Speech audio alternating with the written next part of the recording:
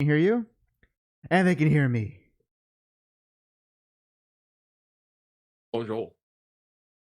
Buongiorno, you frog-eating surrender monkeys. There's my Simpsons quote for the day, getting it out of the way. Welcome, folks, to episode 190 of the HAC Show, and Jack, I we have a we're gonna have a big discussion because getting this out of the way. Jack has finally saw Deadpool and Wolverine over the weekend. Is that correct? Yes. So we will be talking about that movie later on in the stream. So we will. So talk about everything about it. Will be we're gonna go at this point. I think everyone knows there's already been several memes on the internet, so it will be a full spoiler discussion about that movie. But before we do that, I got some things I want to share. Some unexpected things that happened over the weekend. All right, hit us. So on Friday, after I come home from work, and Friday I was like, you know what? I want to just sit down and play a game. You know that feeling. You know that feeling, Jack. It's not that kind of old school way where you just want to be by yourself. You gotta grab your controller or whatever you use, and just for the next few hours, that's what you're gonna be doing. Just playing the game. Not multiplayer, no Discord stuff. All of the distractions out of the way. Just focus on the game. Mm-hmm. That's what I wanted to do. And I got in a rare mood to play a Wii game. And the Wii game in question was I wanted to play the original No More Heroes. And I have it. But then I remembered, oh wait, I don't have a Wii remote or nunchuck anymore. And of course, you need a Wii remote to play any Wii game. And for No More Heroes, you definitely need a nunchuck. So I did some asking, did some digging of where I can find one. I didn't want to order one online, even though it probably was a cheaper option, because I wanted to play right now. I didn't want to wait. So I did not end up playing any game Friday night. But come Saturday morning, I had a goal. I had a man on a mission. I had several things I needed to do. As I told you before the stream started, I got my guitar strings. After I got my guitar strings, I then went over to a local game store. Not a GameStop, just a local game store in the area. Because I know they have a collection of not just old games, but old hardware. I go to that place, and I frequent there from time to time, but no means a regular. And I asked for where the Wii stuff is. I found it, and I look at their assortment of Wii controllers. Let me break you down how they price these things. Ready? All right, I'm ready for you to break it down. So, Jack, can you give me your estimated guess of how much would it cost for a first-party Nintendo Wii controller? Used, by the way, used. It's not a brand new one, just a used refurbished one. Let's put it that way. With today's hobbyists that want to overprice everything, I was actually going to say 60, 70. A little too high. Actually, it was $38 for one Wii remote. So honestly, kind of how they were priced back then. Now again, this is for a first-party controller. Now, you want to give estimated guess for a first-party nunchuck? Maybe around 30, 40. Nope, it was $25. Keep in mind, these aren't brand new. These are refurbished, but they are the Nintendo made controllers. So if I wanted to get the first party controllers, let's do the math here. 38 plus 25. That would be let's see. I'll be paying about $63 plus tax for two controllers. But I mean, so I mean, uh, it's not that bad. no, not that bad. But at the same time, it's the equivalent price of buying a brand new game. It might as well be buying a modern controller at that point with that price, just for two. But it's two controllers. Okay. Now, luckily, the store did have a third party bundle. You know, it's not it's not a first party controller, but he's like, you know what? I don't need to have like an original controller. I just need something that's functional and that works, and and it doesn't feel too cheap to hold. And so I got a bundle, and that cost me. And actually, I still got the receipt because I'm holding it just in case something weird happens with this controller. So for that bundle controller, I paid, and this is with tax, $43.29. Little bit much cheaper the game than separately, but still, I did not feel good buying that. I felt like I was paying way too much money for a third party Wii Remote and Nunchuck. I mean, those are technically steals nowadays. I guess so, but you know what isn't a steal? The prices on their GameCube games. No. Correction. The prices on their GameCube games that were on displayed in a glass container. And these were like your heavy hitters. This was your Melees. This was your Double Dash. Your original Metroid Prime. Your let's see what else I saw. Metal Gear Solid: The Twin Snakes. Original Pikmin. Think of a GameCube classic. It was there. Even freaking Baten Kaitos, if everyone remembers what those games are. Which, by the way, it's kind of funny seeing that because the Baten Kaitos game just got remastered, re-released on the Switch. But yeah, if you want to get the GameCube version, I kid you not, Jack, almost every GameCube game. No, not almost.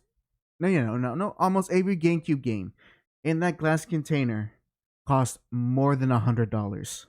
The lowest one was $70. Yeah. Now, I mean, I'm not surprised. I literally. I shouldn't be shocked because I know this is a thing, and I've seen it before. At the same time, there's some of these games that they have been re-released, they have been remastered, and I'm like, why are you so pricing this when you can get a better version of the same game for the most part on modern hardware? Because the money, and also you're paying for nostalgia, plus you're paying people that never played games, and they're like, you know what, these are gonna sell for a lot, let me buy them, and they end up saying like, oh yeah, you know what, this is worth $100 now. Exactly. This scratched up disc, $200. Those scratches are memories. Yeah, each scratch is $10 more. Yeah, seeing that, it almost may be like, F it, let me get the Dolphin emulator. Let me install Dolphin emulator on my PC. almost. Unfortunately, No More Heroes is not on the GameCube, so there was no need for that. Now, but I get my controller. That's probably already is there on whatever is the current Wii emulation thing. It's probably Dolphin. Oh, then there you go. It's probably already in there. Although it's gonna be it's gonna be kind of funky to play because that's a game that, unlike the sequels, where they give the option to not play with motion controls, you have to play with motion controls for the first game. You can still play motion controls on the emulation. Yeah, I'm positive they do. It's just kind of funny to how you get two candles. That trick. So I get the game, or no, I get the controllers, and if I was petty, I would say the box did have some false advertising, because the product box said there was batteries included with the controller, and when I opened it up, there was no batteries. So guess what? I couldn't even play play the game on Saturday because by the time I got home, it was already late, and I was like, I didn't want to spend any more money. So that was another day I couldn't play No More Heroes. So then comes Sunday. Sunday after church, I go to Walmart. Jeez. I go to Walmart and I get the batteries. Just regular AA batteries, and I didn't get a lot because I'm not sure how long I want. I don't want to get so many batteries if they end up not being used. I finally put everything up. I got the batteries in the controller, and it's working. Awesome. All right, and then I start messing with my plugs so I can start playing my Wii. So I turn on my Wii U because I'm gonna play the game through the Wii U. And I still I still remember that like one of the last updates the Wii U got was that you can play Wii games without having to use the TV. Now I had to do that because my lazy butt hasn't installed curtains in my room, and so for the majority of the day the sunlight is blocking my TV. And so I can barely see a thing, not unless, I kid you not, I have to like sit literally at a visualize this, guys. Your TV's right in front of you, center. The sun's blocking your way. The only way for me to actually see anything on this TV with the sun out is to literally look at the TV from the farthest angle to your right. And then sit all the way back. That's how I can only use TV. So this weekend I'm getting curtains. God dang it! I'm tired. Yes, I love that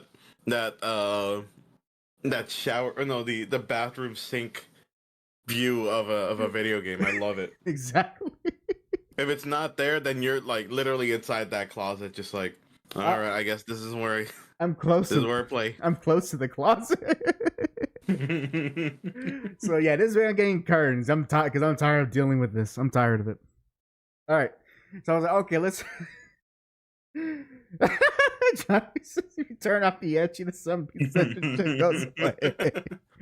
Oh, no, he didn't buy the sensorless version of the game. That's the sad thing. No, you gotta. That's the trick. No, you gotta buy the import, the uncensored import. So okay, you know what? TV's not an option, but because of the feature of the Wii U, I can play the game on the Wii U gamepad. And I boot it up. I get everything all set up. Hello, Miss Saren. And I got the Wii U gamepad right in front of me. I make sure it's plugged in so that because the Wii U's battery is terrible. So, and I want to be played for more than an hour. And so I put the game disc in, game's booting up, and I'm starting, and I was like, finally, I'm playing No More Heroes. Jack, I kid you not. 20 minutes go by, and the most I did was just I already have a save file in the game, so when I started, I'm in midpoint of the game. For those who play the game to give you an idea of where I left off. The last I played this game, which who knows how long that was, I was on rank 6. So if you know what rank 6 is, you have an idea where I am. So it was only 20 minutes, but it was only 20, maybe 15 minutes. I messed around with in the room that your main character is in. You could do a few things. Try to see if I wanted to mess around over there a bit. And then as soon as I head outside to the apartment to actually start playing the game properly, all of a sudden, the Wii U gamepad gives me this message of saying poor connection, losing connection. And here's the thing. The gamepad and the console are less than 2 feet away from each other.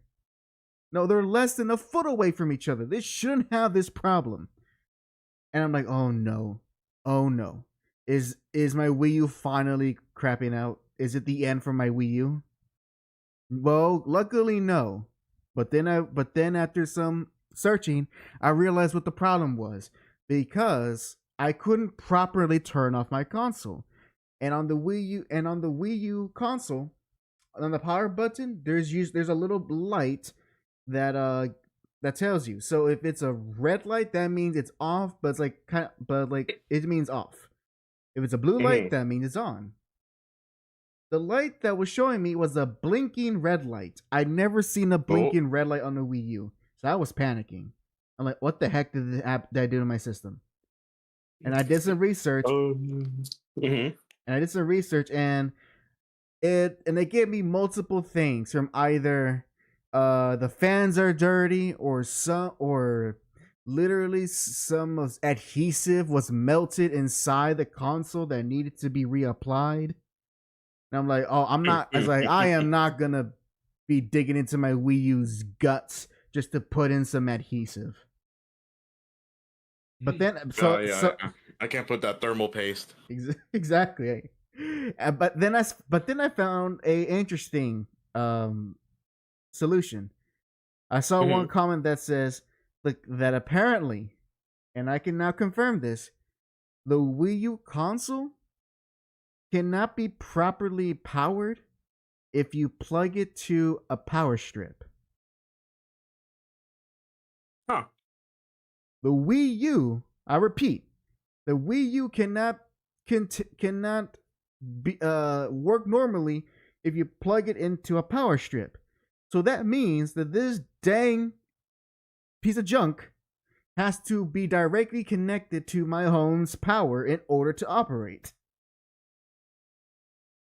And so I get underneath, and I literally had to plug in a whole bunch of unplug the one outlet I have access to.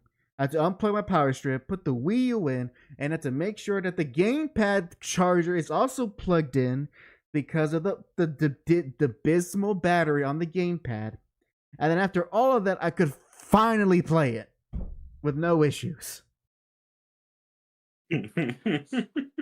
But the fun doesn't stop there.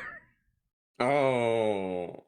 So I start playing it, and now I'm trying to get my groove back because it's been a while, and I try to remember how the combat works.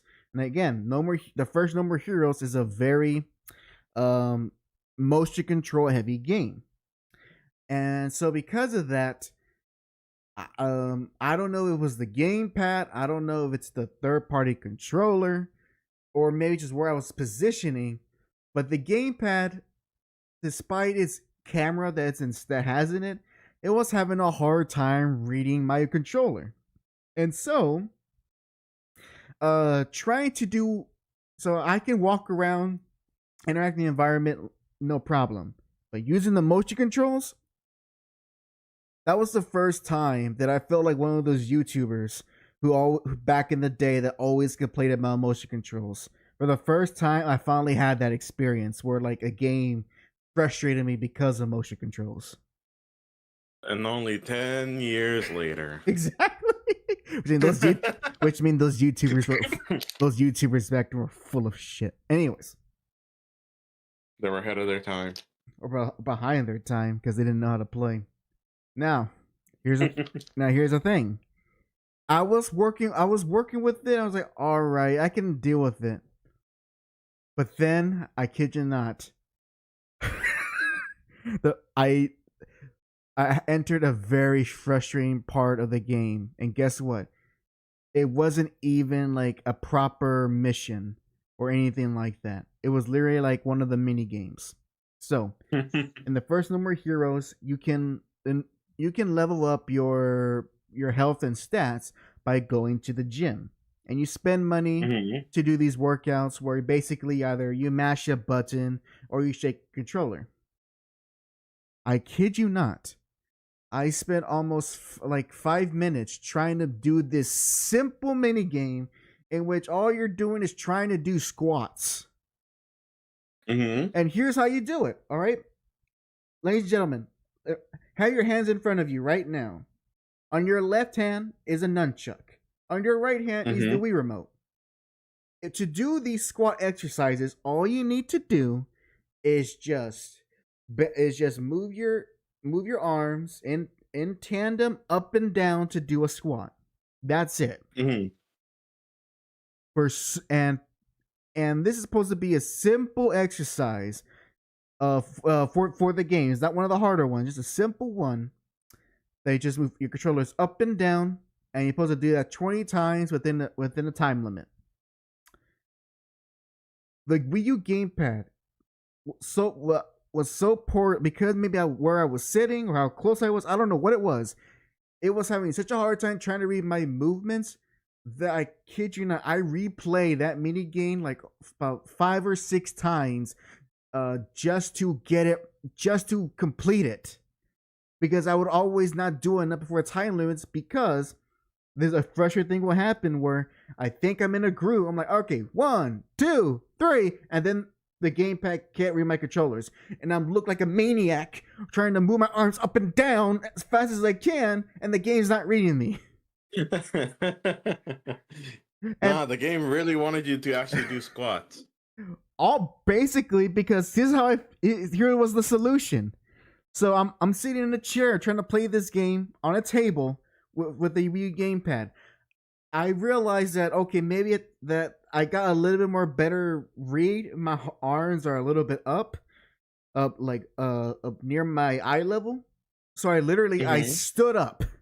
I stood up from my chair, looking down at my tiny Wii U gamepad screen, and finally was able to do the exercise properly, because apparently at that angle, the Wii U gamepad's like, oh, I can read you better now.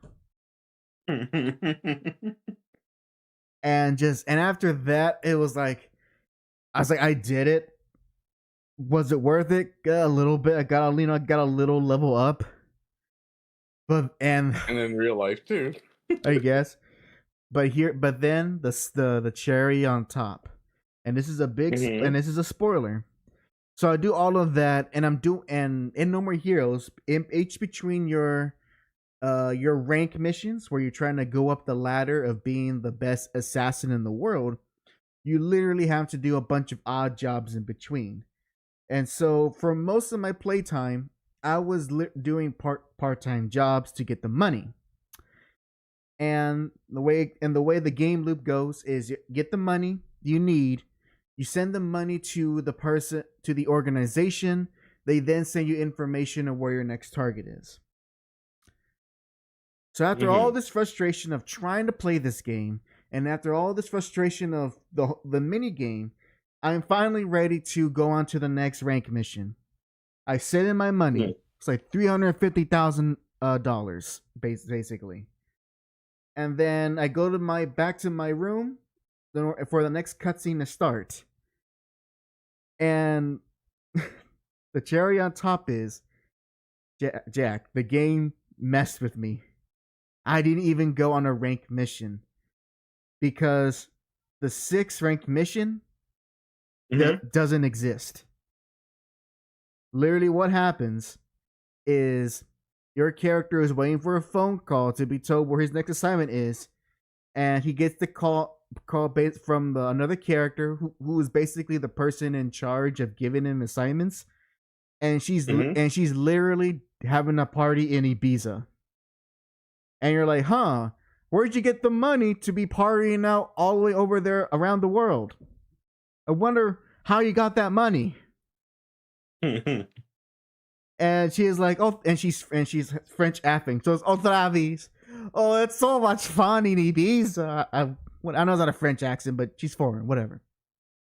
And I can feel Cher's frustration. He's like, I did all that work, and you're using my money, not even giving my assignment, so you can party all over in Ibiza.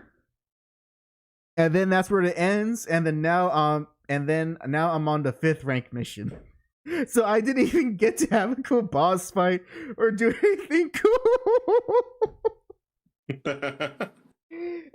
So this whole weekend screwed with me because I just wanted to play No More Heroes. Even the game itself screwed with me. Damn. You know, it seems like this happens to you a lot with games. It's like the games are actually just attacking you. Yeah, they attacking me by not letting me play it. But you know what? Roll select damage. But you know, I learned my lesson. I'm gonna get those curtains. I'm gonna find a way to make sure that I can see the TV and have the Wii U plugged in. I just want Jack. I just wanted to play video games. God dang it! I just wanted to play video games. No, not allowed. I didn't want to be behind my computer. I wanted to use the nice TV. Was that so much to ask? Apparently, it was. No, you should have played Dead or Alive 5 with me. I only learned about that because Mr. Winter shared it. If he didn't share it, I wouldn't even know you played DOA 5. Yep. Oh my god. Gus, don't worry, bro. You got that Let's Shake fighting too. Remind me again. It's been a while since I've seen No More Heroes 2. Yes, Jack. By the way, DOA 5 is actually free. Where? Donde? On Steam. Is it free, or is it free in that sense where there's like a rotating of characters you can use for like a week, and then the next week there's different characters you could use? It's less than that. It's free that you get 4 free characters. Okay. And then you have to pay for the rest. Yeah, okay, I remember now. It's like a crappier version of what Killer Instinct does. Oh yeah, I completely forgot DOA even did that. I completely forgot. You know what's funny is that the fact that it's so dead. Also, there is no online rooms. Like there is no online custom rooms or anything like that, or casual. It's just purely rank. Oh, Ghetto says, hold on. Ghetto says, man, just get 6. They got Mai. Wait, Mai was in 6? I thought she was in 5. Or am I thinking of Pi? I know. I don't know if you saw. Was Pi in 5, Jack? Do you know who Pi is? I barely know any other characters. Okay, never mind. I just know Zach. But like, here's the thing: is like, okay, yeah, thank you guys. But then this means I have to pay money. I don't want to pay money. I just want to play a game that has boob physics, and the physics engine literally says you want to go with normal or DOA or off. Obviously off. Don't you want to spend hundreds of dollars on the costumes though? No. For some weird reason, we were getting costumes for free. Really? Well, because like the only thing I spent money on in that game was Lisa and Zach. I'm trying to remember who's Lisa. La Mariposa. Ah, her. Okay, her. Okay, I remember now. I was. But did you? That was the thing. Like. Since we could not make actual custom lobbies, thankfully the game is so dead that we could just go to rank and find each other there. Oh, that's how you guys were playing? Yes, we were basically playing rank matches against each other. Wow. Wow, that's amazing. Amazing. And that's how I kicked the crap out of Mr. Winter. Oh, I saw that clip. You're like, I think, were you the ones like hitting the shin? Yes, I was the one hitting his shins. Oh, you know, oh my gosh. Took him to a corner and just started kicking him. Oh man, I think that reminds me of, yeah, you might know what I'm talking about. Maybe you, Johnny. There was like some old kind of mediocre anime that's about this MMA girl who ends up being a fool to do professional wrestling, and all she does is just kick her opponents in the shins, and that's how she wins. Like she doesn't even actually me for a good chunk. Like she doesn't even actually wrestle, just kicking them in the shins. There, Miss Saren, there's your strategy: kick everyone in the shins who you don't like. It works, I guess. And every now and then use your Zach beam to taunt beat up an enemy. Johnny says playing DOA with Boothig's off is like eating chicken seasoned by white folk. Correction, by northern white folk. Southern white folk actually season their chicken. Yeah. There's difference, but I understand what you mean, Johnny. Is them Yankees, and damn Yankees, they don't season their chicken. I bet they wash it too. You know what's the weirdest thing though? With dishwash soap. This is the weirdest thing. I saw a S plus rank player in the game. Really? Like somehow, I don't know if that was just like because some people decided to join in or something, but there was someone that was S plus ranked. That's a true, in the game. That's a true DOA warrior right there. Playing DOA 5 with like basically a dead server. You know, dang. I want to, you know what? Maybe I should give DOA 6 a chance. I know it got pretty. It had real terrible marketing when it came out, but I don't know. It's one of those games that had to be in a very specific mood. Like I want to play something cheesy. I could kind of turn my brain off and can go ooga booga at like 50% of the cast. Because to be quite honest, I don't find them all that attractive. They kind of, I don't know. I think it's just the way they're designed. But it's one of those things. It's one of those things where you ever see something where like, I know I'm supposed to I know this looks pretty, but it does nothing for me, and I don't know why. That's First Descendant. That's just First Descendant for me.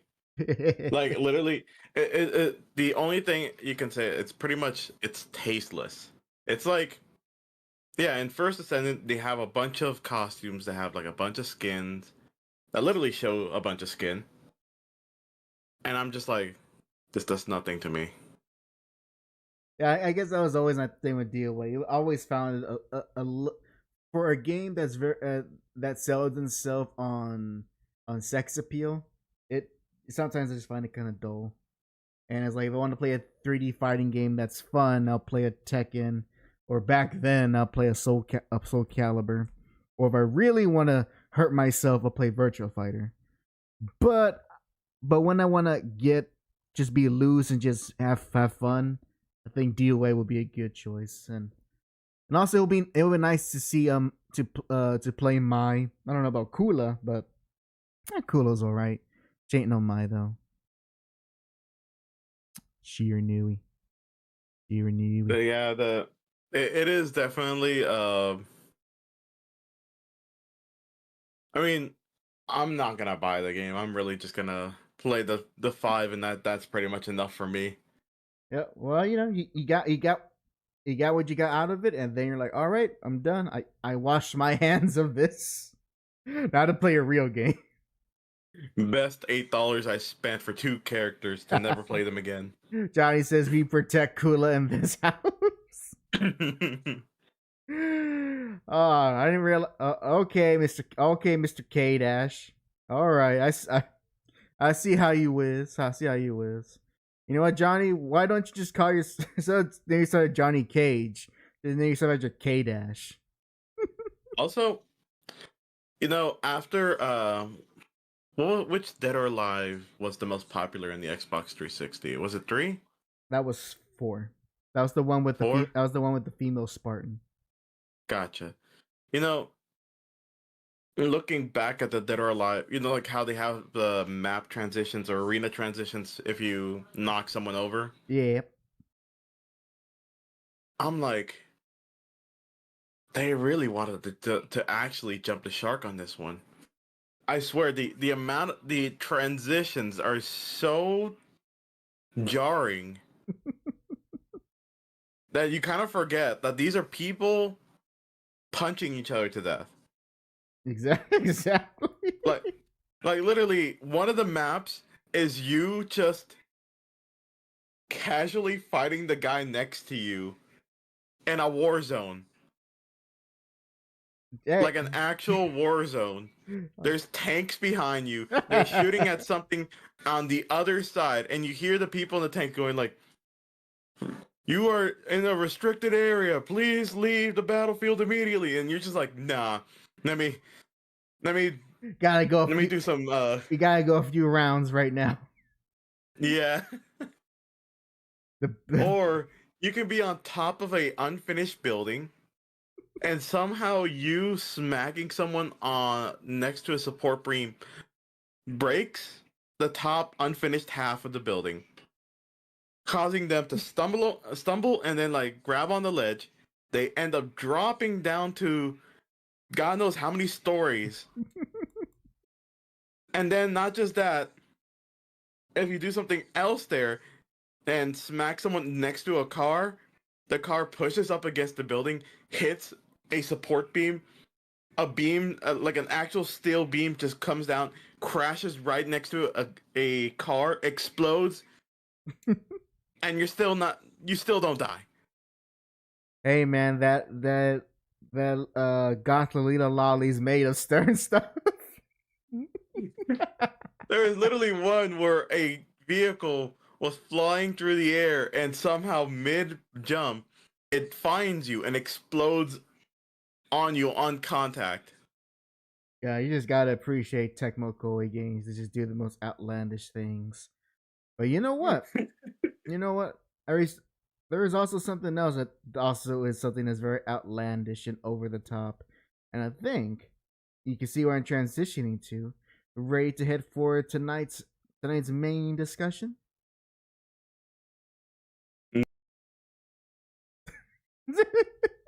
Oh. Okay. I'm ready. Yeah. Drag effect. All right, folks. So with all of that, I'll make Gaming Woes and Jack's fist. He popped his DOA cherry, metaphorically speaking. Hey, yo, no, I played 4. He was a born again DOA player. We're finally... Oh, I swear. Let me ask you this. Let me ask you this. Okay, one of the guys ended up buying a character, and the character they bought was a character named FaZe something.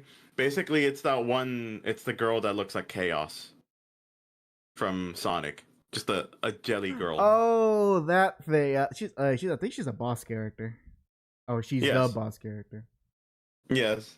He got a little mad at me, supposedly for doing the same thing over and over again, which was punching, then kicking, and then like the multiple kicks with it from in the shins. Right. And I was like, you can't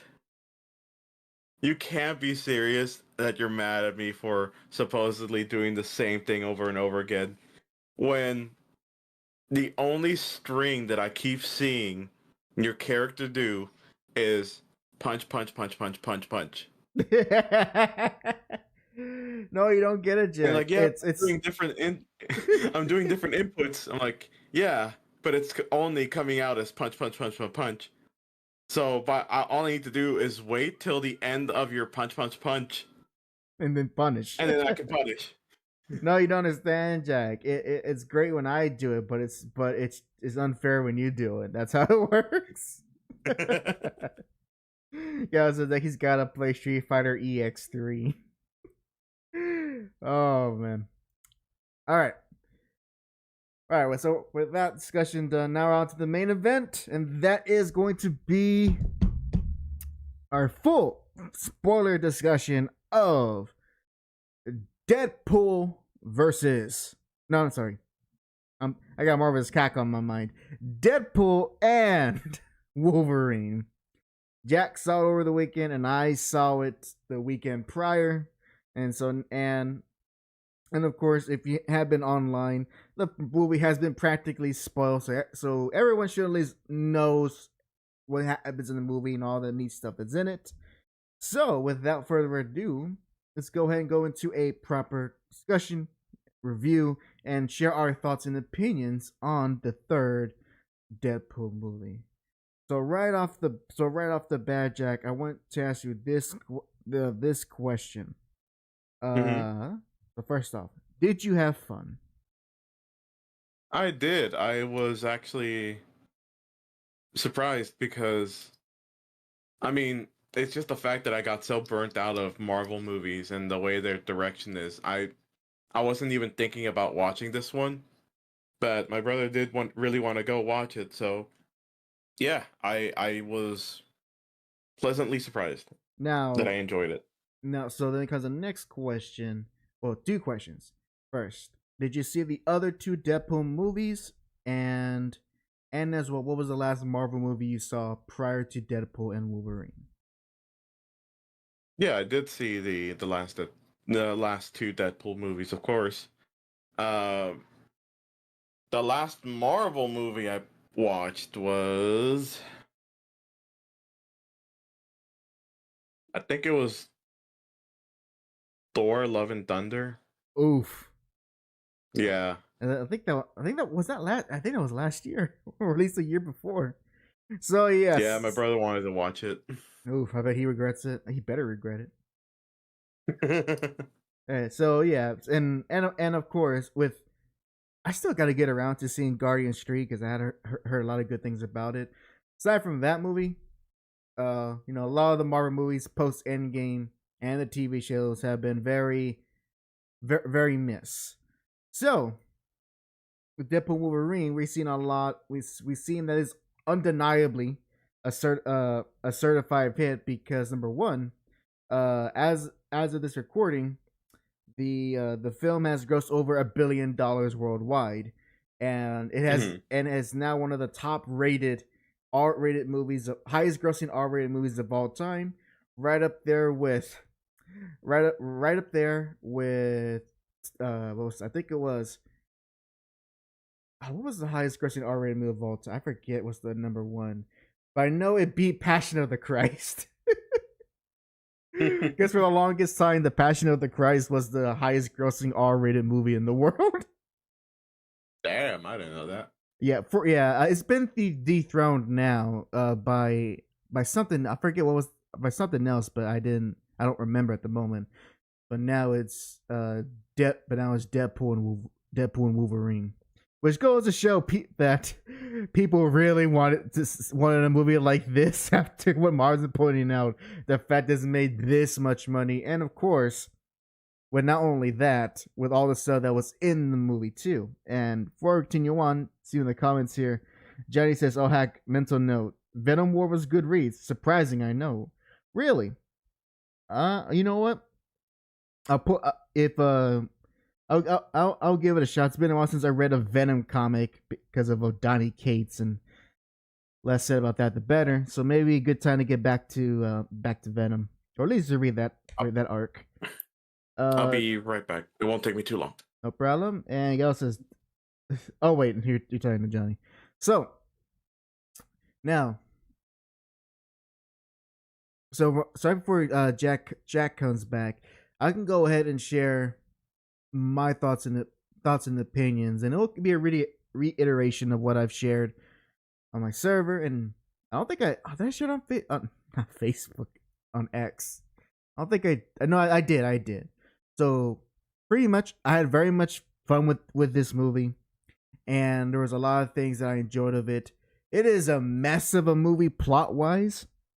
Like if you have your critical hat on and you're watching this movie, you can point out a whole bunch of things that just don't work. However, however, it's because I think what goes down to is kind of the same thing that Spider-Man No Way Home had, where because you have a lot of returning characters and seeing them interact with each other in this unique way, that kind of makes the movie more enjoyable to see that on the first viewing. So my prediction is that for the most part, Deadpool Wolverine is going to be those movies that it's probably best you only see it once, because if you try to see it again, you're going to start to see a lot of the flaws be more apparent. but that first time is very much fun, and it definitely starts up, and it definitely sets up to be fun with the first few minutes of the movie. Which, Jack, can you describe how, what was your reaction to the first like the very beginning of the movie? Mm, I really did enjoy. I never watched Logan, but I was just like, yeah, that seems about right. I watched Logan, and I did get a good laugh out of it. Uh, I was I wanted to feel like I was disrespectful, but at the same time, the movie's like, yeah, we are being disrespectful. So I guess it kind of made it okay. I guess you know what they pull it off because because it is a joke and they commit to the bit. So they commit to Deadpool literally using the old Logan's actual skeleton adamantium body to kill off all of those TVA agents. I think my only complaint is I wasn't too I was not too uh not excited, but I would think I personally wanted to choose a different song instead of the one they picked. Which what was it? Was like was it Bye Bye by the Backstreet Boys? In sync. It's they all sound the same. They're all the same to me. They all look the same. A boy band, the one with Justin Timberlake. So Yeah, they all sound the same. exactly. That means. So that was pretty fun. Now, uh, so now as far as the rest of the movie, Jack, can you share with us what are some things that stood out to you what are some things that stood out to you that while watching you're like, oh, that was surprisingly good, or like, ooh, that wasn't, that didn't that wasn't good, or you felt that was a weak part of the movie. Just what are some highlights for you, good or bad? I did enjoy the fact that they had more Fox related cameos, which is more of the X-Men. Yes. And yeah, like they really brought in a lot of people that were from the Fox movies, which I really did enjoy because I really wanted to see more of them. Um hmm, I would say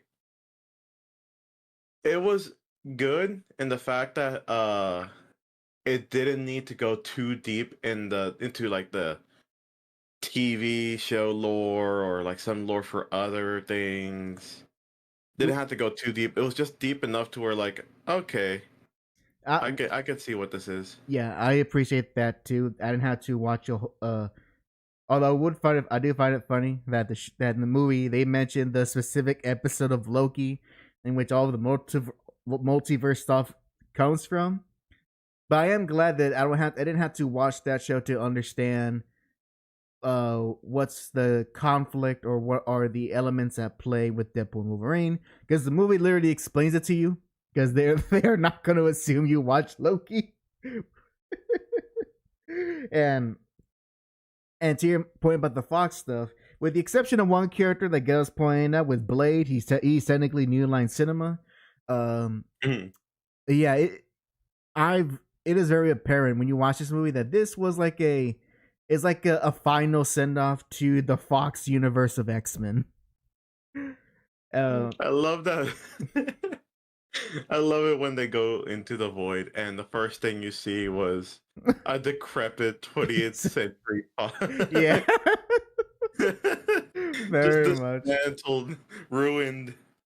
I kind of wish there was more stuff like that. Just a lot of that fourth wall humor in the void before it just became like Marvel Mad Max, which I didn't mind.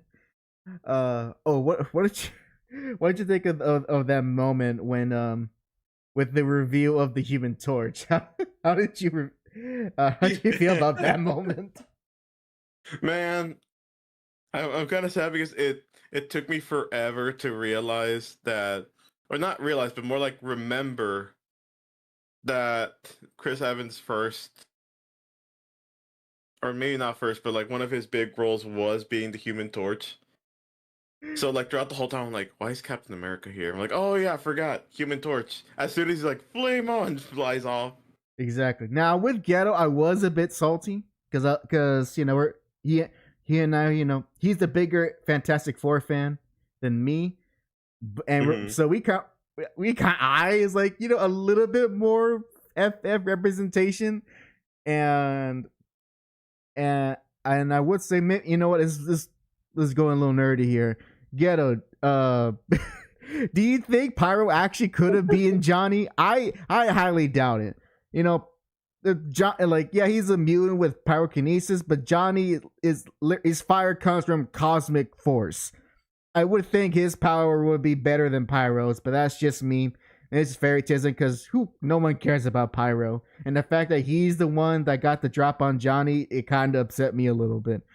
And although I will admit, when he did that fall onto the floor, I actually thought that's how he would. That's like, well, there's Johnny. He's dead now. That's what I thought was gonna happen. I'm like, wait, he's still alive? But did you see the way his neck bent? How is he still alive? Exactly. Johnny said could have used some Jessica Alba in the R-rated film. They're not gonna like. True. I think the closest we got was with the. We got to that is the near the end of the movie when all the Deadpool show up. You get Lady Deadpool, who you can't see her, but played by Blake Lively. So that's the most you get of seeing a pretty actress be a superhero in that movie. Unless you want to count Jennifer Garner as Elektra, which it's funny, Jake. I had to explain to my siblings who the heck she was. Look, now the good thing is they knew who Blade was because I showed them Blade like last year, so they knew who he was. They have no idea when they saw Elektra with the size. They're like, who? Like they look at me like, who is that? And he's like, why? He's like, why is she here? She looks kind of normal. And also I do have to give props to the little. Like this is like super like Hollywood joke because I doubt you would know this, Jack. So you remember the dialogue where Elektra says that Daredevil got killed and Deadpool says, "Oh, I'm sorry for your loss," and she wasn't too bothered by it. Yeah. So there's a deeper joke to that line, and that's because in the Daredevil movie that she's from. Daredevil was played by Ben Affleck, and at the time, him and the actress playing Elektra, Jennifer Garner, they were dating, and then they became a married couple, and now they're divorced. But they're also seeing each other again. It's a mess. It's like silly Hollywood like relationship drama. But that's what to me that's made the joke funny because but also kind of the things that kind of hurts the movie because you gotta know like. For most of the jokes, you gotta know like 30 years of like Marvel movie trivia to get some of these jokes. And unfortunately, for a younger audience or like a younger Zoomer audience, all of that stuff just go over their head. And I know because I witnessed that. My sister said it the best. She said this movie this is a millennial movie. That's what she said. Yeah, I can definitely see that. Oh, let's see. Let's see. Someone said the chat's here. Ghetto says, "No, Johnny wouldn't jump to Pyro exactly." Ghetto said he had to explain who Elektra was to the people he was with. And same thing with all the Deadpool variants. He wasn't expecting to see 5 Ronin Deadpool. I had to explain that too. I had to explain the Lady Deadpool. I had to explain the that the Deadpool that's the head, that's a zombie that's basically a zombie Deadpool. I do a little bit of that too. Guys, I'll be the sole defender of that Daredevil movie, that and Ghost Rider. Which version, the theatrical or the director's cut? Because I've heard the director's cut's much better than the theatrical version. And Ghost Rider, I mean, ain't the best movie, but that is always fun. And Jack, it was that Jack. I am disappointed. Ghost Rider didn't show up in this movie. That was a missed opportunity to see Nick Cage Man. again in that leather jacket, saying his skull's on fire. My skull's on fire. They says that's their fault for being young. so yeah, this movie, has a lot of. If you have watched superhero movies since you were a kid, there is a lot of Easter eggs and funny jokes for you that you would get. Now, of course, a movie can't just live on references and cameos. You still got to have a story, and the story is. I will, and unfortunately, and I think for me, the story is kind of weak mostly because they don't really establish how things would work. So Deadpool's motivation in this movie is that he is learning that his universe is going to not exist anymore, and that's because the movie introduces this concept that in every universe there's a person called an anchor being, which basically means that if that person exists within that universe will continue to live and thrive. But once the anchor being is gone, then the universe starts a slow decay to nothingness. Now, in the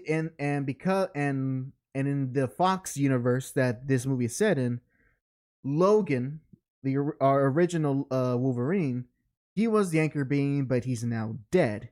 And there is a rogue faction of the TVA, which is basically like they're basically bureaucrats who look over the multiverse and timelines. Think of them as like that. They're the middlemen. And they decide to you know what? Let's, instead of waiting thousands of years for a universe to die, let's just get rid of it right now. And they initially wanted Deadpool to be part of what's called the sacred timeline, or basically the MCU. He's all aboard with it, but upon learning that he is going to lose his world and everyone he loves, he decides to go against them, and he figures that, wait, if we just need a Wolverine to be an anchor being in my world, well, why not just go to different universes, pick a Wolverine, and have him be the anchor being? Only problem is that solution is not really fully thought out, and I would say this. And I would mention this, that the movie doesn't make it clear if Deadpool even actually did save his world, or I guess he did because the TVA decided to, these are things I'm not clear about. Maybe Jack, the movie's fresh in your head. Did the TVA said that Deadpool's world won't decay at all, or is this? Yeah. Okay. Yeah, they just basically said not just theirs, but like a bunch of others. Okay, so that means that by the end of the movie, it's still gonna go on, but it's not gonna naturally decay as it was supposed to be. No, I swear, this whole decay stuff and the timeline stuff, it's just literally a allusion to, once when we kill off this character for a movie, we don't really do anything with those movies anymore. Which is very true. But of course, it's part of see how kind of the plot is messy, because then you kind of have to trying to find a logic in it. You end up kind of confusing yourself, and then from that point on, the movie is a bit of a logical mess. And for those people who are very tismy about that, like you want that consistency in that movie, you're not gonna like them. You're not gonna like the movie then, no matter how great the action is or how funny it could be at times, and the great chemistry between Hugh Jack and Ryan Reynolds. Like, they really pulled off of being working technically against each other. Like, they pull it off really well. If you're someone who is like who can't get over the fact there's no logic in this movie, you're not gonna like it. But if you can put that aside and just accept it for what it is, and that it's a flawed movie that makes up its own rules about how this world works, and just focus on the actual characters and the big and the big action moments that do happen, you're gonna have a hell of a time.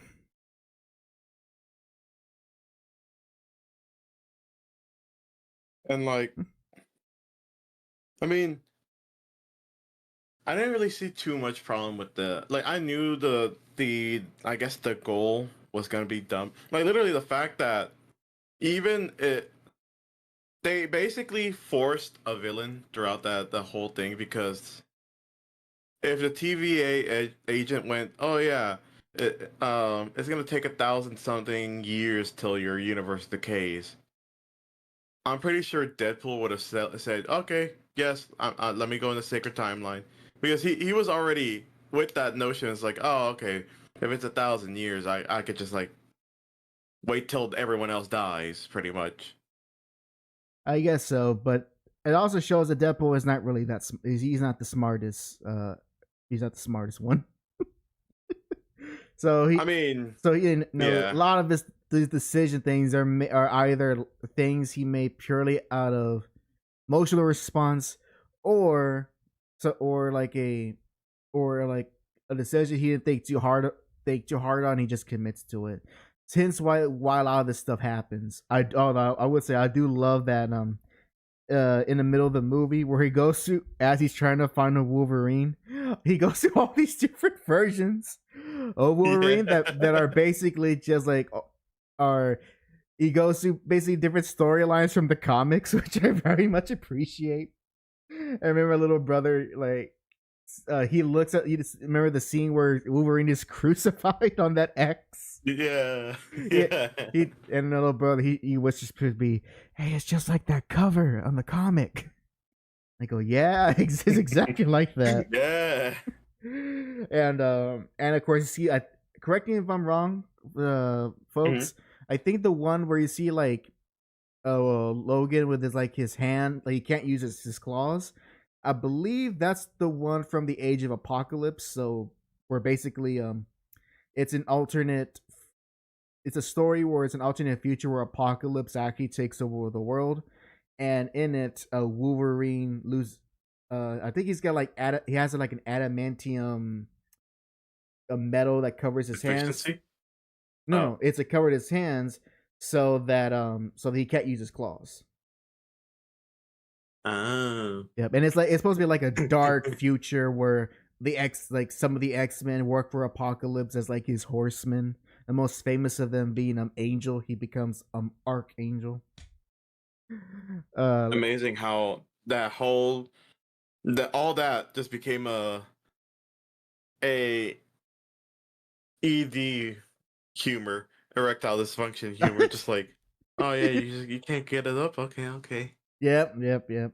And uh, and also, and I gotta appreciate. And also gotta appreciate the one where he beats like a comic book accurate Logan. Yeah. Although Who's asking, bub? I would say it only looks funny. It only looks funny not because he's short, but only because just having Hugh Jackman's face plastered on whoever the actor was to be his body, it just looked off. But him being, but still, I appreciate that he even did that joke. It's like whenever George Lopez has those episodes where they talk about their times as Oh, kids and they that's just have a right. kid in the head. They just place the head on top of it. Yeah, I remember like his adult head. And there's the one with Harry Cavill. I didn't geek out over that one because I completely forgot that was even like some sort of rumor that was on the internet. So for me, Hmm. I was like, oh, neat. That's cool to see him. And now that he had the Wolverine look at him now. I was like, yeah, no, you wouldn't be a good Wolverine. Like, nah, we're good. One thing that and this is also that my sister noticed it's gonna depend on your, again, your sense of humor and kind of your tolerance, but and tolerance for it. But both my sister I kind of agree. Sir, maybe you could kind of quit it on the gay jokes a little bit. And I think that's mostly comes down to the fact that that's less like a Deadpool thing, and that's more of a Ryan Reynolds thing. Ryan Reynolds thing. Yeah. And so it was like, yeah, okay, yeah, you can have your raunchy humor. This is a Deadpool movie, gotta have it. But it felt like it felt very imbalanced, where like he's doing all these gay jokes, and like, and he's doing all these gay jokes, but there's not some for the fairer sex. I don't know. I felt like it should have been even in that department, but whatever. Or maybe it just kind of got annoying a little bit. But they did die off like halfway in. They start relying on that type of humor. Guess you know what it is. It was very front loaded in the beginning, and so it kind of annoyed me just a little bit. Not enough to be like, oh, I hate this movie, but more like I was like, all right, knock it off. All right, knock it off. I don't need him get his ass slapped again. Oh yeah. Yeah. Although the that one TVA agent in the cubicle, I really I don't know why that one actually did make me laugh a lot. The fact that it was just in slow mo and he was just really preparing himself. Oh yeah, I remember. Let's see. Oh, let me see some of the comments here real quick before we move on. Let's see. Ghetto says he was surprised to see the Russian kind of wants to play by Kevin Nash as a Punisher villain, and I think he was. You wouldn't recognize him. He was like one of the goons for Cassandra Nova. So that's a deeper cut. Johnny says, so will the next one be an evil Deadpool trying to kill all the heroes in the universe, or is it too soon? I think this might be the last Deadpool movie in a while. I will say that in a good while. Not unless they actually want to do a Deadpool kills the Marvel Universe, which, you know what, go for it. Why not piss off more fans? Ghetto said, oh no, Johnny continues. He says, so that's why they brought RDJ back, anchor shit. I really hope. I honestly hope that he just comes back, but he's just a different character, and it's not Tony Stark is Doom. Like, no. You can use the same actor, just have him keep the mask at all times, and he's a different character. Well, isn't there already a Doom that's a Tony Stark? In the because I heard about that. In the comics, no. Yeah. There is a what if, but that's not like a canon story. That's literally just like, hey, what if Tony Stark was Doctor Doom? That's literally it.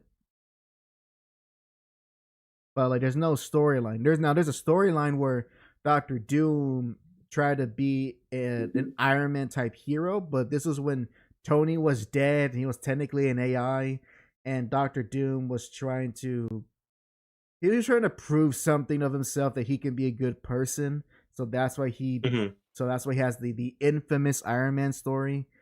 Some people like it. I don't really care for it. Kind of ruins Doom's character a bit, in my opinion. But other than that example, which is super specific and is not exactly what the movies are doing, other than that and the what if, there's really no other story where Tony is Doom. Not really. And besides, you got to remember, Reed Richards is Doom's rival, not Tony. Mr. Fantastic here. I am disliking this Fantastic Four erasure in the movies. I'm really disliking it.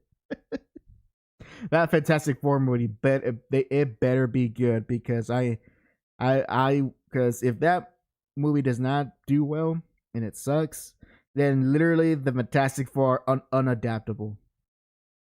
At that point, it was like, don't even try anymore. Don't try to make these characters into movies. Give them a TV show, or just leave them alone at that point. All right, moving on. Let's see. Gail says Edgar Bean and Ken Evans are the dumbest and most restrictive thing you can do with a multiverse story. Yeah, I could agree to that. It kind of even defeats the purpose of a multiverse. Heck, I mean, I kind of wish that the multiverse stuff was done more how DC does it, which is in this way, in that where you can have like where the other Superman characters, like an example, of other universes, they're not just a slightly different Superman. It's like, no, it's their planet Superman, but it's not exactly Superman. It's an example. It's super silly, but it makes sense. How in the DC multiverse, there's a universe where the whole Earth is filled with anthropomorphized animals, and so their Superman is named Captain Carrot. Oh no, He's their he's got a persona.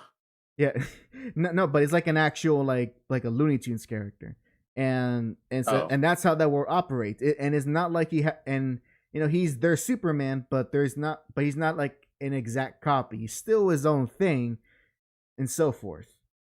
So I wish with Marvel, with the new multiverse stuff, they do stuff like that where it's not always gonna be just another version of you. It could just be, this is a person who has, like you're saying, powers, or you say personality, but they're completely different beings or something like that. I rather prefer that as a true multiverse rather than here's good hack and here's bad hack and here's the universe where hack is left-handed.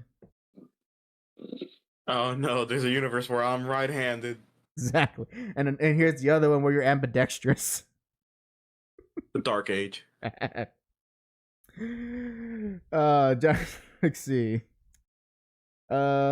Moving on. Oh, and Ghetto corrected me. He said that for the Age of Apocalypse Wolverine, Cyclops cut off Wolverine's hands. Ouch. And he said also he still has the claw, it just breaks through the covering. Got it. He says they should make Cavill the Sentry out of sheer spite. No, not Sentry. Who's that? Oh my god. For the Ghetto, who's the Superman XP for the Squadron Supreme? What's his name? Cavill should be that guy. not Sentry. You should be. Well, I'm sure you'll tell me, Ghetto. He should be that one. Let's see. So Ghetto says Deadpool was Pan though. Yeah, I know. I know. That's a recent thing, but annoying humor is annoying humor. You cannot have a crush on Thor and Spider-Man. I guess Hyperion. Thank you, Ghetto. Yeah, Henry Cavill should be Hyperion. That would be a good way to snub it at DC. Ghetto says, granted, I'll get canceled for this. There is no good definition of pansexuality that isn't just bisexuality. Oh, Ghetto, how could you say those words? You're gonna destroy all those kitchen enthusiasts by not defining pansexuality. I still to this. You know what? Thank you, Jack. Thank you. I don't know why they didn't go off the last time. I was just like pressing it. Ghetto says, as it stands, the best Fantastic Four movie is the one that technically didn't come out in the Roger Corman movie. I mean, the Fox movies, the first two, they're not that bad. They're not great, but they're not that bad, and they actually came out. Give them some credit. And you have and Sue Storm is hot, as she should be. Let's see. Ghetto says, yeah, even in the world where everyone is vampires, that's Superman, it's Ultraman. All right, maybe catch up with our audience. Moving on. So, all right, Jack, what did you think of the action scenes of this movie, of the various fights? What did you think of it? I did enjoy them. They were pretty decently choreographed. That's for sure. Especially I'll say more than I'll say more than decently. For what they were doing, that took a lot of effort. Oh yeah, well I'm trying to see if I can remember one that was actually like bad, and I really can't think of one. No, actually, no. No, all of them were. Now, which one did you personally like the most? Literally the final stand fight, the one where just everyone was coming out of that car. Oh, that's right, and all those Deadpools. Oh no, not that one. The one that where everyone was coming out of the car and trying to storm the Oh, okay, with the I guess Cassandra Nova, that one. Yeah. Okay, all those characters coming out of what was it, Honda Odyssey? Yeah. I would say if that was product placement, that's like the smartest use of product placement I've ever seen. Only because they're allowed to actually like crap on it, crap on the And that's Honda the interesting Odyssey. thing. Like that would be the interesting thing. Like if they're crapping on it all over like the whole time, then wouldn't sales go down for that car, or would they actually go up? It'll probably go up because it'll be like drive the Honda Odyssey as featured in Deadpool and Wolverine. But no, yeah, my favorite fight was that one just purely because of Gambit. Ah, yeah, boy. Oh my god. It honestly it melted my heart to see Gambit, like a proper Gambit on the screen. None of that X-Men Origins Wolverine Gambit. No, none of that. A proper bar- uh, barely understanding Cajun thief. And I love the fact that out of everything in that movie, he is like the big thing everyone remembers.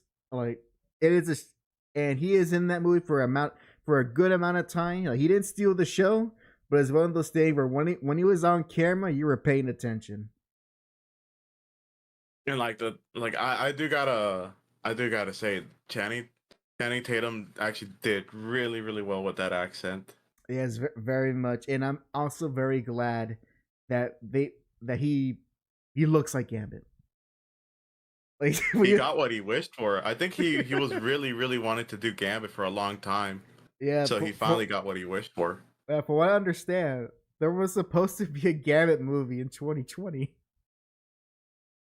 So yeah, he waited a while, Yep.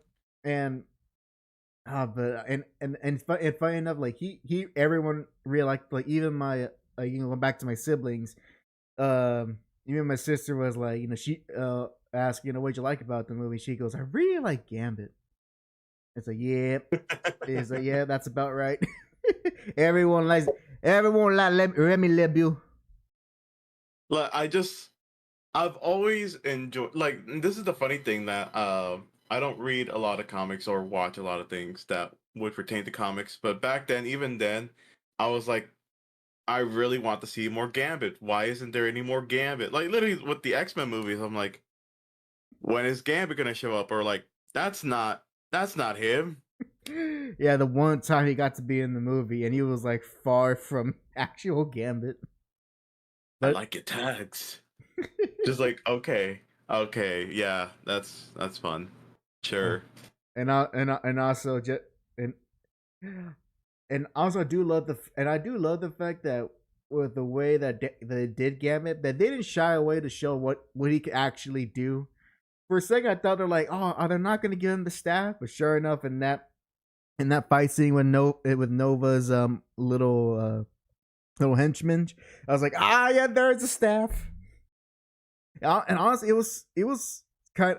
I was kind of neat to see like these ragtag group of characters with you got Blade, you got Elektra, you got Gambit, Deadpool Wolverine, and the one that I really appreciate the most, you got X-23. You got Lara in there. I really did. Oh, what did you think about the time when Blade was like, because there is only one Blade here? That is either I think that's funny but not for the intentions that the movie makers were thinking, because if things were going according to plan, that line would have been funny because we would all be like, "Oh, that's funny because there's a different Blade movie coming out." But the fact that it's more funnier than the Marvel Studios can't figure out how to make a Blade movie. It really is. Yep, Wesley Snipes, you are the only Blade in town because apparently no one else can do it but you. And also, oh yeah, and I would, they did. Johnny Ghetto mentioned it. Just little pet peeve that they didn't do the black and red eyes for Gambit. Mm-hmm. But that's a pet peeve, and I would have liked that too. But May would have been a little distracting. But you know what? That's how the character was designed. He's supposed to look that way. I'm just glad that he actually got the weird head chest thing on his head. that that that Yeah. outfit that only works in the 90s in a 90s comic. Whatever the heck he wears. I at least appreciate they got that. Would have loved to see the eyes, but it's something I can live without. Uh, Now, however, I would say though, I would say out of all the action scenes, I think the one I really enjoyed the most, from a more kind of story, from a more story perspective, was the fight in the Honda Odyssey between Deadpool and Wolverine. Yeah. Because I do love that they not only that they didn't hold back, but like you, it's a fight between two immortals, and I love that they actually decide to work with that concept and just had them do the most just absolute the most absolute zany stuff in order for them to get hurt. Now, I do also love the fact that that Wolverine does dominate the fight, so most of the time you just see Deadpool get hurt a lot. I think the one Oh well, I mean, he basically lost. yeah, I think the one that I kind of flinched a little bit was the breaking of the arm one. That was the one I was like, oh, okay, that's a bit much. For me, the one that made me kind of flinch was actually very like earlier on when they barely got into the void, which was Deadpool shooting Wolverine in both kidneys. Just because like I was having like a soreness around those areas because of something before. And it just brought back memories of how it would feel. Now adding in the 1,000 gunshots there, nah. Oh, Johnny says, forget the fight. The tongue lashing Logan gave him had even me sad. Oh my Oh. god, yeah, that was just like the what do you say, smart mouth? Just the pure silence and I'm going to fight you right now. Yeah, honestly that's one. I think one of the things that really does save the movie is our two leads with Hugh and Ryan. They work with their characters. They work so well off each other for comedy and drama that that that despite the film's flaws in its plot, and sometimes not every joke's gonna land. You know what? The one thing that kept my attention to keep watching was just to see this relationship grow between Deadpool and Wolverine. And I actually do appreciate that by the end of the movie, you know, I, I, I do appreciate by the end of it, you know, they're not the bestest of friends, but they have better understanding and mutual respect of one another. And because I do love that line for Wade as Logan. Yeah, yes, so we're gonna see each other again, and Logan being very honest, going, probably not. Nope. Probably not. Oh man. Oh, Johnny says his son had kidney surgery this year. He says, "Fuck that noise." Exactly. Exactly. He knows the pain. Probably even worse than me though. So, so yeah, so really, if you like, so if you really did love Hugh Jackman's performance as Wolverine, you know, all the way from the beginning to his great performance in Logan, here for this Wolverine, he's not too different from the previous ones, even though this is technically a different version of him, technically speaking. Um, he still embodies a lot of what makes Wolverine a great character, and I think the only weaknesses is that for Wolverine's kind of tragic backstory and for his catharsis, they really did have to kind of quickly exposit why Wolverine is become a depressed drunk. And in hindsight, it doesn't make too much sense how just a bunch of humans somehow kill the X-Men when he was not there. Yeah. That yeah. Like honestly, you know, you don't have to do a whole flashback if I had to make one different rewrite, instead of saying humans, all he had to say was just change it from and then a bunch of sentinels a bunch of sentinels invaded the mansion and were unprepared, and they all died. That at least that makes more sense to me because it's sentinels, and sentinels are dangerous. And for the audience, we already know what sentinels are because they appeared in the Days of Future Past movie. So that honestly would have been a better explanation than just humans. Yeah, pretty much. So that's my only like that's like one of the writing flaws of the film. Just they didn't give a good backstory for this version of Wolverine. Now, I would say that this movie did maybe do something I haven't done in a long time, and it was maybe absolutely fanboy, and and it was twice. It was the fight with Nova with the rest of these older Marvel characters. That was certainly cool. Uh, the I wish, although a bit too much, although from a film perspective, a bit too much credit to the actors' faces, so you couldn't really see You could see the action, but sometimes that was sometimes the action was then cut, so just to see a character's reaction. So I wish there was a little less of that, but it was overall still good. But the one that made Fatboy the most when it was in that final battle with those army of Deadpools, and to finally, Jack, after let's see, the first X-Men movie came out in the year 2000. Jack, after 24 years, they finally give him the mask. Yeah. 24 years. My only question was like, where did the mask come from? But I'm pretty sure it was just like tucked in. But it's just like the way, like, it's so tucked in that you don't even notice until he just like magically flips it out and puts it on. You know what's funny? There was 2 shots where it shows that the mask is made of different material, because in that initial reveal, it shows that the mask is very cloth-like, but then later on, after Wade and Logan stop Cassandra's plan, they stop that bomb thing. Logan's holding the mask like it's like a helmet. So even in the movie's inconsistent how this mask works, but you know what? That doesn't really matter. He had the mask and he looks so good. It looks so good. And as well, I do appreciate that despite the Hugh Jackman's, he has like a skin condition, so he can't really show off. He can't expose his skin too much to basically sunlight. They at least were able to smartly, what looks like in a studio, they were able to have him sleeveless so he can complete the look to actually look like Wolverine. Yeah.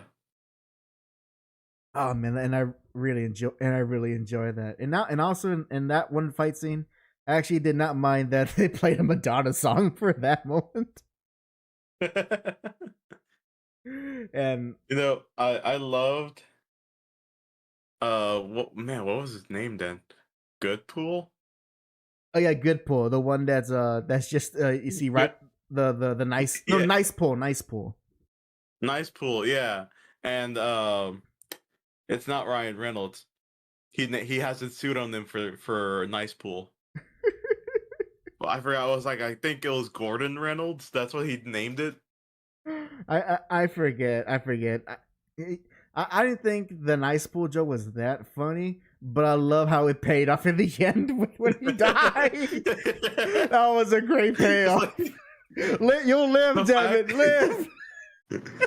You're like, you'll live, and then like just worry about your healing factor. I don't have a healing factor. And then his head blows up. And the fact that when Deadpool heard that, he thought that every other Deadpool would also have no healing factor. Oh, that's right. Right after beating them all up, they just all get back up. Like, oh, and even I thought, I was like, okay, are all these Deadpools not gonna have a healing factor? And nope, they still do. Yep. Good thing Peter arrived when he did. My God, every Peter. every universe needs a Peter. What? Oh, Peter with that suit. oh yeah, that very unflattering suit. Apparently, it was flattering to everyone else. I guess the dad bods are still in style. Ain't that right, Miss Saren? Them the sexy dad bods with the mustache. Hey, I have nothing against the dad bod. I had everything against the package. Oh, that's right. Oh, Miss Saren says she's Man was sure. She says sure. Why literally not? packing. Okay, let's say that proposal bit killed me. Oh, yes, when he could gently break the fourth wall. I actually did get a chuckle out of that line. I can break the fourth wall too. The proposal. Like the fuck is that? What the fuck was that? This is something that's mentioned, but you know, I don't think complaints of people have been highlighting that there's a lot of f bombs in this movie, and maybe it's just the people, and maybe it's just the people that I surround myself with, Johnny. But I didn't really notice it. I'm sure it was there, but it wasn't like something where I was like, oh, all this swearing. Oh, here for me, it was like an appropriate amount in the sense, and like it for me, what I would say that would really annoy me would be like, well, I forgot the name of it. Has been hotel levels of swearing. That is what would have annoyed me. At least when they cursed in the Deadpool movie, it was like decently appropriate time to do that. And and Has Been Hotel, they just do it because they want to do it at the end of every sentence. And also, I think I saw a post on X that did a comparison, and one thing they did mention on that post was like, it doesn't feel like much in the movie because you have a whole like 2 hours to kind of spread out your f bombs. What happens in hotel is that like a 10-minute, 15-minute, 20-minute? How long 20 goes minute. it? Yeah, trying to squeeze in a bunch of f bombs in 20 minutes. That's gonna get a little fast. Yeah. So it has the duration, the length is probably what helps it out. Yes. It doesn't have more than Jay and Silent Bob Strike Back. Deadpool 3 is junior compared to that. I'll take your word. I can take your word for it. Kevin Smith is just that type of guy. Actually, what's? I'm surprised there wasn't a Kevin Smith's cameo in that movie, since he's a big old comic nerd himself. And in fact, I guess if there's anything I think it would be just a little bit more. There's just a little bit more humor for the comic side of things, because the only ones I can really remember are those versions of Wolverine that are directly from the comics. Where you got the Crucifixion, Age of Apocalypse, Patch, the one with he is like in that tux and that eye patch. I just really my favorite thing was always going to be Dogpool. It was such an adorable, weird looking dog. Because that's cancer. That's why.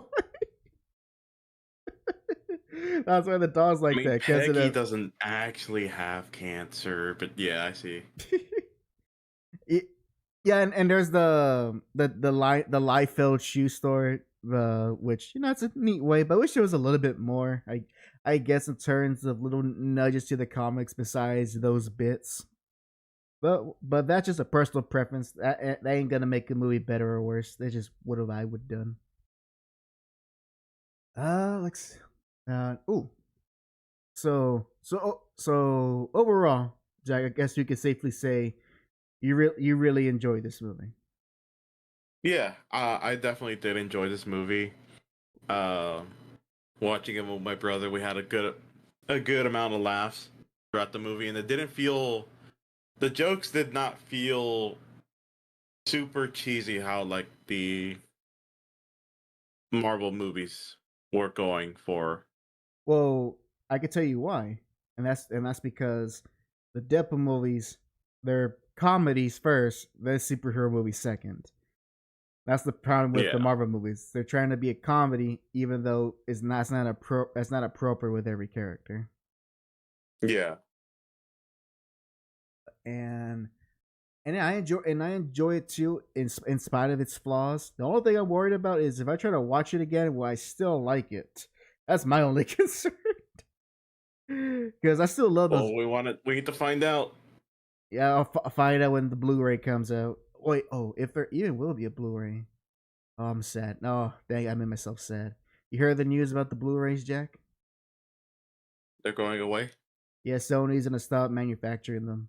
So now, Oh yeah. and so now, uh, physical media is gonna be even more of a what's that word? They're gonna be even more of a collector's item than they already are.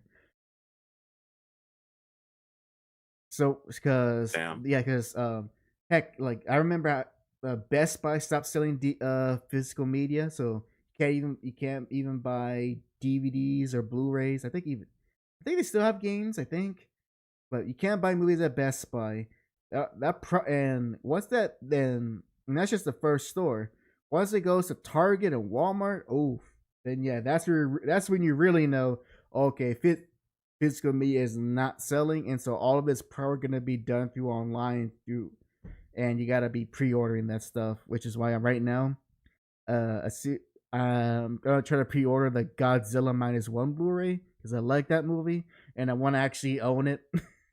Mm-hmm. But boy, man, they're asking for a pretty penny for that pre-order. It's like just like I don't need the steelbook or 4K. Just give me the Blu-ray. You can have it be $20. Why are you making me pay like 40 plus shipping? Oh man. Maybe I need to update my equipment, get like a proper 4K Blu-ray player. I don't know. Let's see here. Um, Ghetto says, I can firmly say, even though I like the movie, it's not enough to bring me back to the overall MCU. And he also says Captain Falcon, not that one, looks ass. And Ghetto also says, don't tell me Madam Web's gonna be the last Spider-Man film with a physical release. No, that probably might. No, I'll probably be a Venom 3. A Craven if it ever comes out. Yeah. Even then, I am probably in the same line of thinking as Ghetto. With yeah, it's still not probably going to get me back in the MCU, but we'll see. Watching it, and because I'm kind of going through like not a different mindset, but kind of reevaluating some of my pop culture stances, and I'll say this because I don't want to be one of those people that's gonna be like F this thing forever. I ain't gonna do it. I ain't gonna do that. Just be just a curmudgeon that doesn't enjoy anything. I don't want to be like that. I would say with this with this movie, it's a good, you know what, it's a good step to win the audience back, and which is clearly shown just by the reviews and the amount of people that are going to see this movie in the theater with the $1 billion. So that's clearly evident. So it's a good first. Oh, I did hear it that they were going to change directions and how they're going to be making their movies. I just hope that it's a good direction. It's not going to be like, oh, they like the Deadpool movie. Let's make everything be Deadpool in the sense of comedy, or make everything rated R. That's right. Yeah. We're gonna have rated R Ant-Man. Yeah, rated R Spider-Man. And the rated R Spider-Man is like Peter says, you don't fuck with the spider. Rated R Captain Marvel. Oh no! If they do a rated R Captain Marvel movie, they're probably gonna do that infamous story from Avengers 200. Which, if they do, they better find a way to make it work because, good lord, that's not a good story to adapt. Johnny says rated R Ant-Man would just be the domestic abuse. Oh, Damn. oh, damn. Yeah, they would. Oh, they're gonna make what's his name? They're gonna make Scott Allen. I think that's the second Ant-Man. They're gonna make him be the wife abuser and not and not Hank Pym. Oh no, irredeemable Ant-Man. Oh, you know what? Irredeemable Ant-Man. That might be one. They're gonna be a scene where Ant-Man is peeping at a woman in the shower in his ant form. Which that was something that the third Ant-Man did. And that was the irredeemable Ant-Man. Although I think he did worse stuff, but that's like one of his most infamous moments from that story. Damn. Let's see. Ghetto says, "Do you guys see any of the teasers for other stuff like Ironheart, Fantastic Four?" I have not, because I think those have been like just like leaked. I don't know if they've been properly released. Either way, I'll see. I'll wait for a proper trailer for Fantastic Four, Ironheart, but I'm not gonna give that piece of crap any time of day. No. I want a Gambit movie. Just give me a Gambit movie. Get no better. Give me a Gambit and Rogue movie. Yeah, definitely, yes. And I want a proper Rogue, not what the Rogue that was in the movies. Don't give me I don't want emo Rogue. Give me hey Sugar Rogue.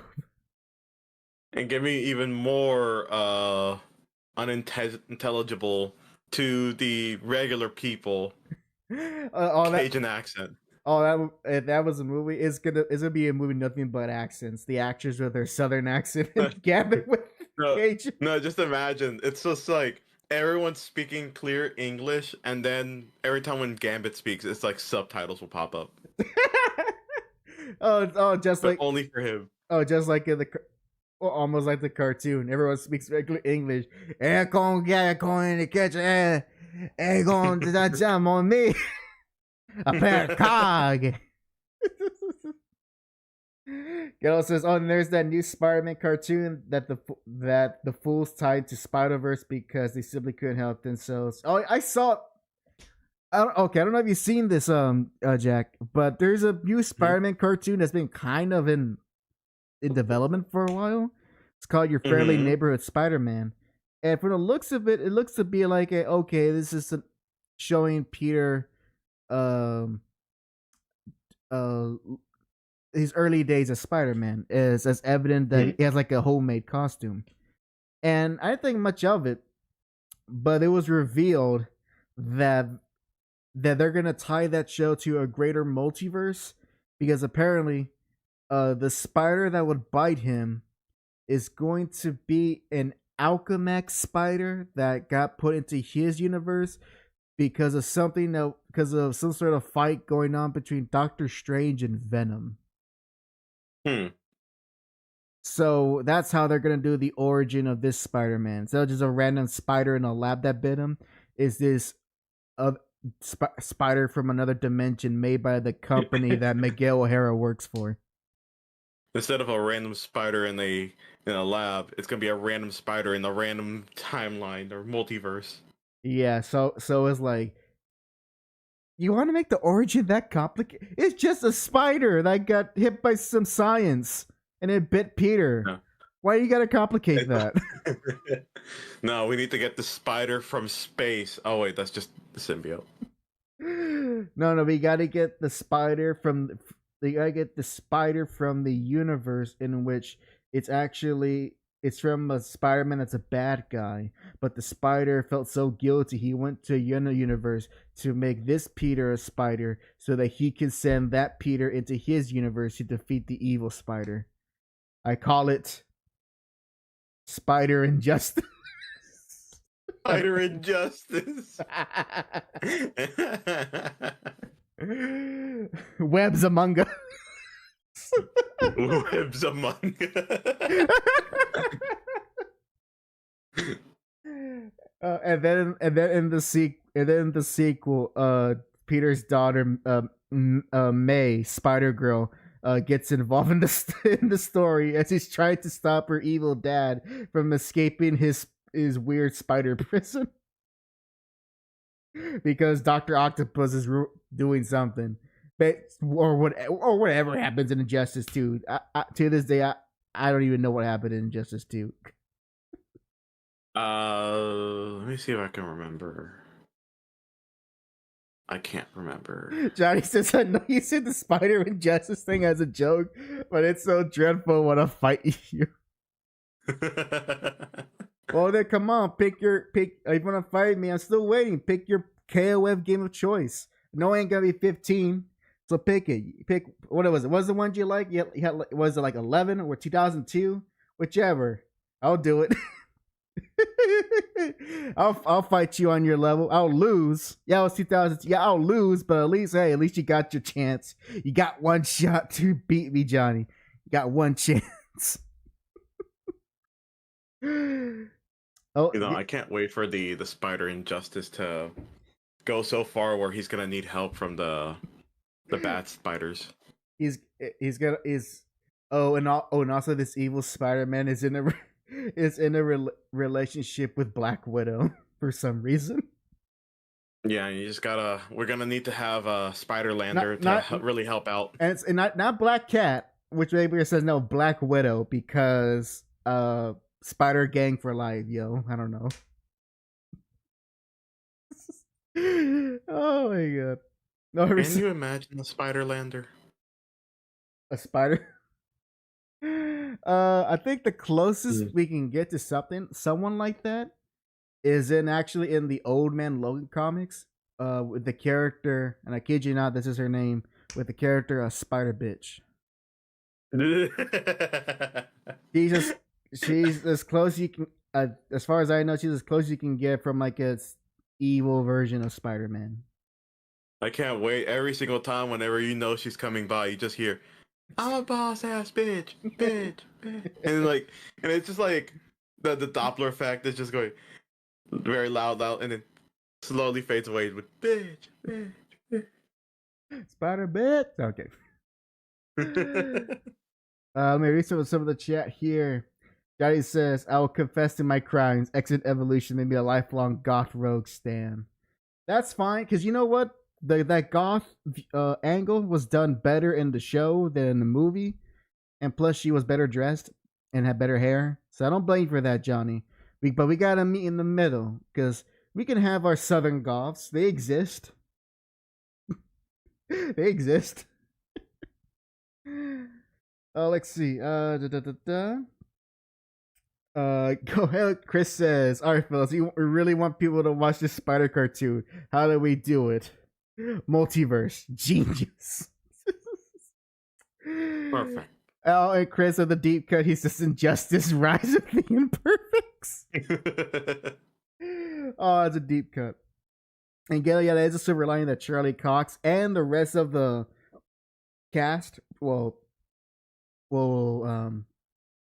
Kingpin, Foggy, and Karen, that they're coming back for Daredevil, which that almost didn't happen. For some reason, Marvel thought that only bringing back Daredevil, the actors from the Netflix show, only for Daredevil and Kingpin, only bringing them back and not the rest of his supporting cast. They thought that was a good idea, but someone at Marvel wisened up, was like, "No, let's bring them because we got to have the characters again." So that was neat. And they also added Nico from the Runaways as a supporting character. Spider-Man's the slam dunk character to adapt, and they keep doing this. Yeah, just have Peter be friends with characters that have nothing to do with him. Oh, that's right. The Spider Bitch. She is Peter's granddaughter and Hawkeye's daughter. I remember looking it up to see how that came to be. It's not that interesting. It's just more so that she just so happens to have her powers because she is Peter's granddaughter, but that's really about it. Let's see. Oh, it's Punisher. Oh, there's like Punisher is coming back for the new Daredevil show. Neat. Oh wait. Charlie's gonna voice Daredevil in the cartoon. Oh, well, that's still nice. That's still nice. I did not know about Wow. that. Wow. Wow. Wow, you got two cocks in one. Hey, hold on. Hold on. I'm holding. There you go. Oh, all right then. So that's the end of our Deadpool Wolverine discussion. Overall, we enjoyed it. There's plenty of things to love about it. I suspect it won't have a huge shelf life, and over time, people are going to be more critical of that movie in the same way that if you look at No Way Home and see the story decisions they made in that movie, is one of those. It made a lot more sense at the time it came out, not so much as in the long run, which I feel is going to be the same way for Wolverine Deadpool. But as it stands, it's enjoyable. If you want to see a fun action movie that has actually good comedy and you enjoy gratuitous violence, then honestly give it a watch. Especially if you have any love or appreciation for the X-Men Fox movies. Yeah, those movies really dwindled in quality as time went by, but when they were good, and this movie was actually a nice proper send off and salute to those old Fox movies, especially at the end credits, which I think was very heartwarming and touching that they did that. Of almost like a somewhat like a yearbook looking back at all of the different projects, X-Men projects, and a few other non-X-Men movies that Fox did over the years. So there you go. And with that, hold on. A few more comments. Holding. Your comments goes, no Spider-Man cartoon has managed to top the 90s show or spectacular. That's sad. That is very sad. Especially since both of those shows are still unfinished to this day. The best Spider-Man shows are the ones that are not even properly finished. That's sad. Christopher says you can set up all tie-ins to Old Man Logan with "It's not that interesting." Yeah, that's a book that definitely had a short shelf life. It's one of those you had to be there to get the hype. If you try to read it now, it's like another alternate universe story. So a lot of its appeal has kind of waned over the years. And with that, all right, let's start. Hold up, I got sneeze. Salute. Salute. Dang it. Thank you. All right, and let's go ahead, Jack. What do you have to announce before we end off this episode? Let's see. So tomorrow, seems like I might be busy this week actually. But tomorrow, I don't know how everything's planned out. There's some things that is coming up right now for me personally. I might be ending up streaming early, and if not at all, because I do have a date tomorrow. Other than that, though, we're just gonna hang out. We're gonna go to Dave & Buster's a little bit, but other than that, Wednesday, I think I should be good to stream again. Oh yes, the next week, just a reminder, we're gonna have the shows on Tuesdays. That's correct. Same times on Tuesdays. Yep. So yeah, no more. So it's our last Monday show from here on. For the rest of the year, it's gonna be on Tuesdays. And Jack, on that date, if in that Dave & Buster's, if there's an off chance that there is a Tekken arcade machine, whatever Tekken game it is, you have to challenge your date on it and destroy her. That is your duty as a man. Yeah, that'll be fine. I'm gonna give her a gift anyway, so she'll forgive me. Exactly. It's like give her a big old giant teddy bear. But basically, the oh yeah, for the next couple of weeks when it comes to our show, they will be at 7 p.m. Central Standard Time instead of 6 p.m. Yes, That or is to give me enough time to be able to continue on with the Call of Cthulhu sessions that I'm still going to be recording and live streaming them on YouTube and on Twitch. Because that, unless if things have changed right now, we should be due back for that next week. Johnny says you are collect days of the week for the show like they are Infinity Stones. Actually, in reality, we've only been the first Monday, Tuesdays, and Wednesdays. We had never done a show on a Thursday or Friday. Only because that's his work time. He's busy making money. That's why. And let's see what else. But you're right, John. Oh yeah. we are change schedules a lot. Also, I did not forget about the karaoke. I'm still setting up the karaoke stuff. I just have something else planned with it, and I'm hoping that it comes soon. So, it might be in a few months, but I will be doing the karaoke stream. I just want to do it with something else that I had in mind. I won't go into too much detail. Oh, that'll be it. Alrighty then. As for me, this Friday I will have the recording of the first comic roundup. So after Friday, I will be working diligently to put up that video up for the channel, and I'm hoping I am English hard. I have faith that it will be a fun show, and that this is successful. This is something I want to keep doing at least once a month. I can tell you right now that, of course, I will be a part of it, but also Get Up Machine, Chris, and Dr. Crow will be a part of it as well. So people you're familiar with that you see on this channel many times. And this will be just a good space for us just to go complete geek out on our comics for that video. So this is for the pure comic book fans that want to see something more comic related content, like pure comic related content, I should say.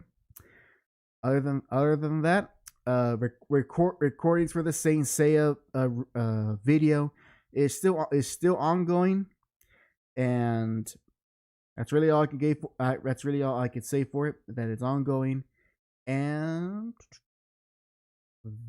that's really it as far as anything I have to announce.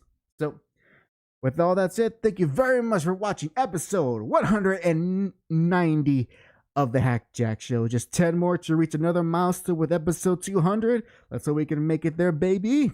Until then, thank you everyone for watching.